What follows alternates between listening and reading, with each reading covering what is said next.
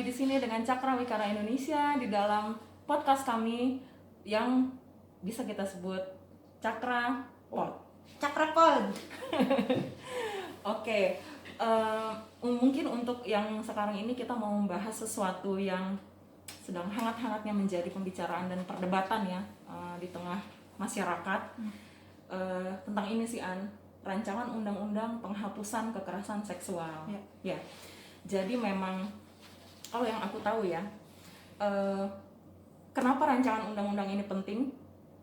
Karena memang salah satunya catatan dari Komnas Perempuan dalam beberapa tahun belakangan ini menunjukkan tiap tahun itu meningkat terus jumlahnya kekerasan seksual yang menimpa tidak hanya perempuan tetapi juga yang lain, bahkan termasuk anak-anak.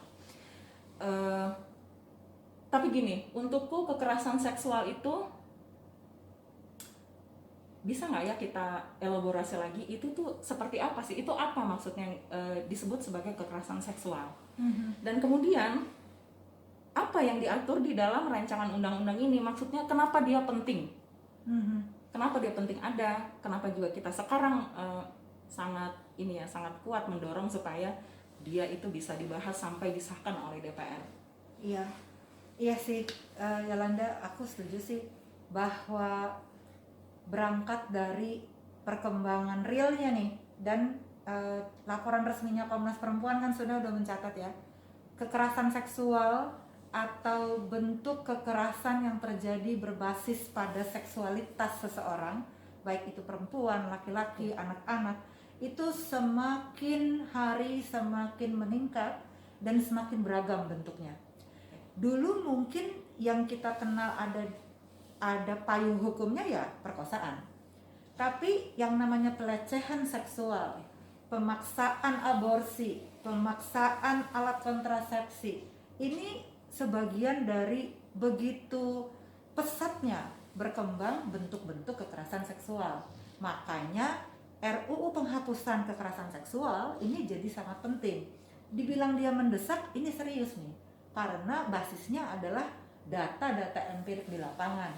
Begitu banyak korban kekerasan seksual yang bukan mendapat perlindungan, malah dikriminalisasi. Udah dia jadi korban, dia tidak punya payung hukum untuk kemudian mempersoalkan hal yang menimpa dirinya, malah dia diseret dan dia dihukum. Baik Nuril contohnya, belum lagi anak-anak yang kita baca di berita beberapa waktu ini yang juga jadi korban kekerasan seksual tapi nggak dikenali di undang-undang yang selama ini ada, mau di KUHP, di kekerasan domestik, kekerasan dalam rumah tangga, undang-undang ini terlihat bahwa ada kekosongan payung hukum yang punya kemampuan melindungi dan memulihkan korban kekerasan seksual, sementara kejadiannya terus merebak. Makanya mendesak Indonesia perlu sebuah undang-undang yang mengatur hal ini ya, yang kita tahu dari 2016 sebetulnya ya, adalah rancangan undang-undang penghapusan kekerasan seksual. Iya ya, jadi kalau saya sih pribadi sebagai perempuan, dan saya yakin hampir semua perempuan di seluruh Indonesia ini itu pernah mengalami pelecehan yang paling sederhana saja di jalan raya, bahkan di tempat-tempat yang merupakan lingkungan keseharian kita, di kampus, di tempat kerja, di tempat teman, itu tuh ya entah disuitin atau digoda atau bahkan lelucon-lelucon yang bernada seksis, dan itu memang, apakah itu nanti bisa tercakup di dalam bentuk kekerasan seksual yang dimaksud di dalam rancangan undang-undang ini?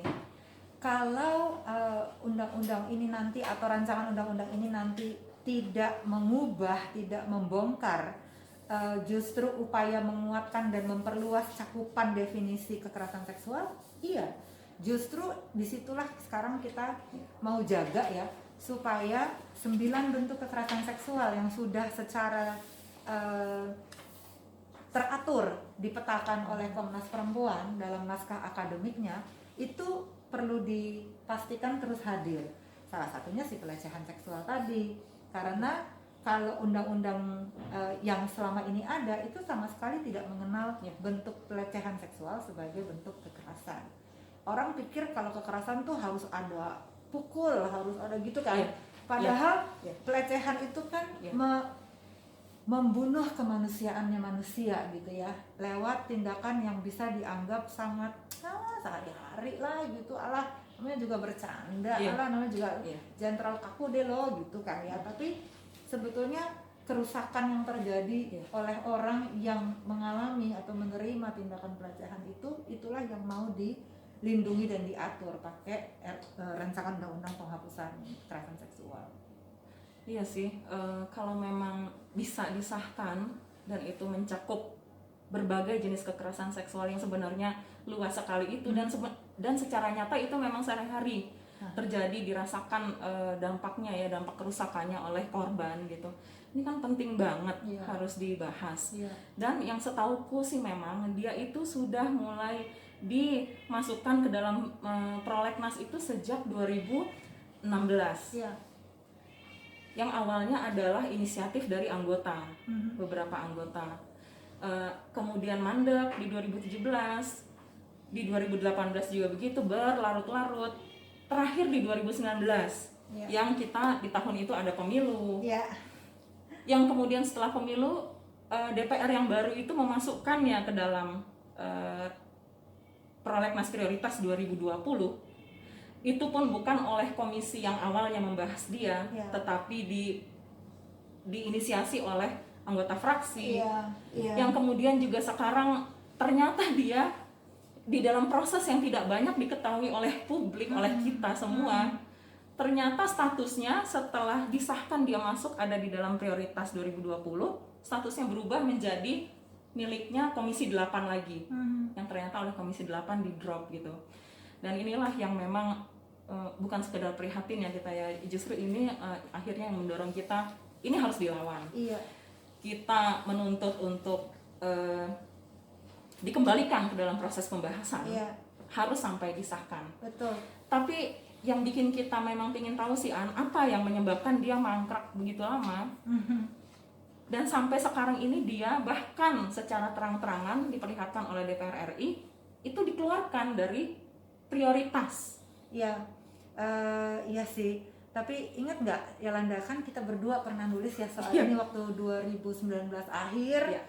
Awal 2020. Terus keluarlah tulisan itu di awal 2020. Dan bagaimana kita bilang bahwa yang paling menyedihkan, mungkin masih banyak orang yang pikir penolakan terhadap rancangan undang-undang penghapusan kekerasan seksual sifatnya ideologis, sifatnya kultural, agama. Sementara ingat nggak, kita berdua waktu itu udah tulis, ini jangan-jangan urusannya adalah kepentingan politik semua partai yang waktu 2019 punya kebutuhan mendapatkan dukungan seluas-luasnya. Jadi untuk orang yang pro kontra terhadap undang-undang ini dianggap ya udahlah, mending konsentrasinya pada perolehan dukungan. Nah kita nih sekarang juga sialnya di 2020 kan mau pilkada. Jadi memang kalau aku sih ngelihatnya ya, ini penting untuk bisa tahu nanti ini partai mana nih, fraksi di partai mana yang secara terang-terangan dukung RUU ini.